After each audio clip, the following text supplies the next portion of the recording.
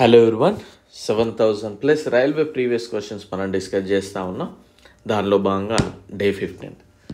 So దయచేసి అందరికి చెప్పేది ఒకటే, ది బెస్ట్ కంటెంట్ ఇచ్చినప్పుడు, మీకు అవైలబుల్గా లేని ఇన్ఫర్మేషన్ ఇచ్చినప్పుడు సపోర్ట్ చేయడానికి ప్రయత్నం చేయండి. లైక్ చేయండి, షేర్ చేయండి, అండ్ టెలిగ్రామ్ ఛానల్లో ఫాలో అవ్వండి, ఇన్స్టాగ్రామ్ ఫాలో అవ్వండి. లింక్స్ డిస్క్రిప్షన్లో ఇచ్చాను. అండ్ మన యొక్క యాప్ లాస్ట్ బెంచెస్ హబ్ అనే యాప్ని డౌన్లోడ్ చేసుకోండి. దాని యొక్క లింక్ కూడా మీకు డిస్క్రిప్షన్లో ఉంది.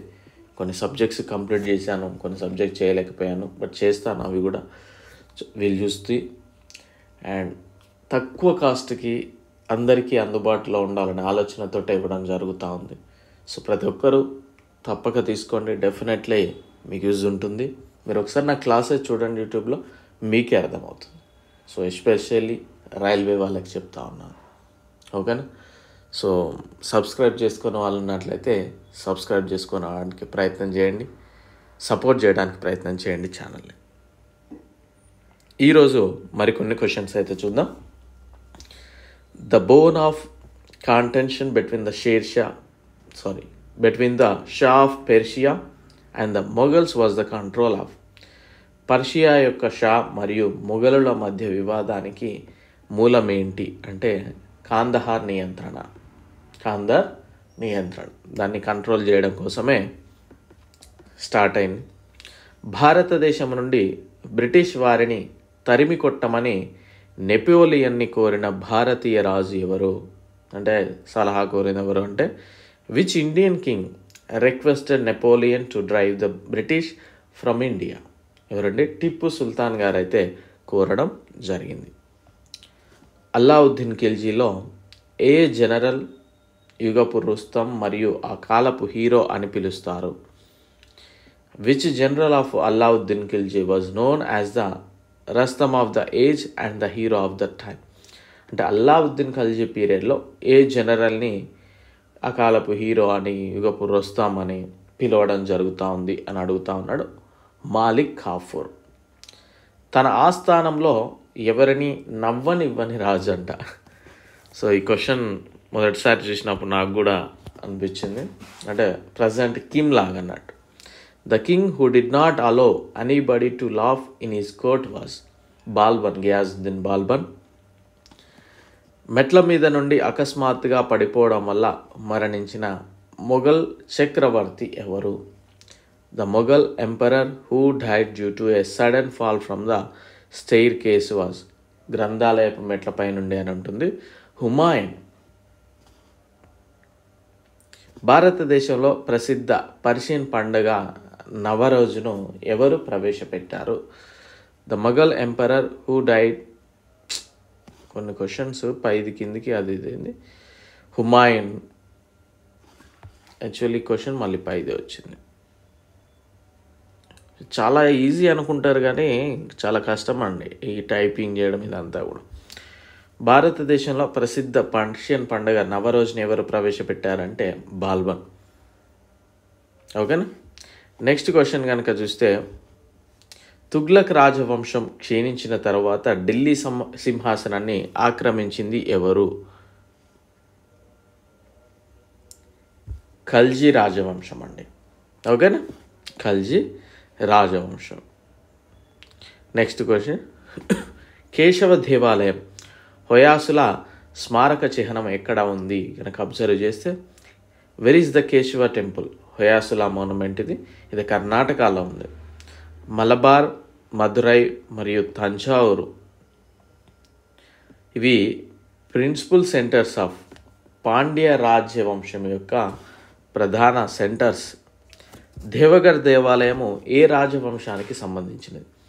With which royal dynasty is the Devgarh temple associate? Gupta రాజవంశానికి సంబంధించినది. ఏ కాలంలో అత్యధిక బంగారు నాణాలు విడుదల చేయబడ్డాయి? During which period were the highest number of gold coins issued? గుప్తుల పీరియడ్లోనే ఎక్కువగా బంగారం అనేది గుర్తుపెట్టుకోండి. గుప్తుల కాలంలో భూమి పన్నును ఏ విధంగా పిలిచేవాళ్ళు? During the Gupta period land tax was known as Udranga. ఏమని పిలిచేవారు? ఉద్రంగా. గంగైకొండ అని పిలువబడే చోళ పాలకుడు ఎవరు? The Chola ruler who was known as Gangaikonda was Rajendra Chola. In which year did Hijrat era begin? హిజ్రత్ శకం ఏ సంవత్సరంలో ప్రారంభమైందంటే క్రీస్తు శకం 622. మీనాక్షి ఆలయం ఎక్కడ ఉంది? Where is the Meenakshi temple situated? మదురైలో ఉంది. నౌకాదళ శక్తికి ప్రసిద్ధి చెందిన దక్షిణ భారత రాష్ట్రం. సో మనకి సౌత్లో కనుక చూస్తే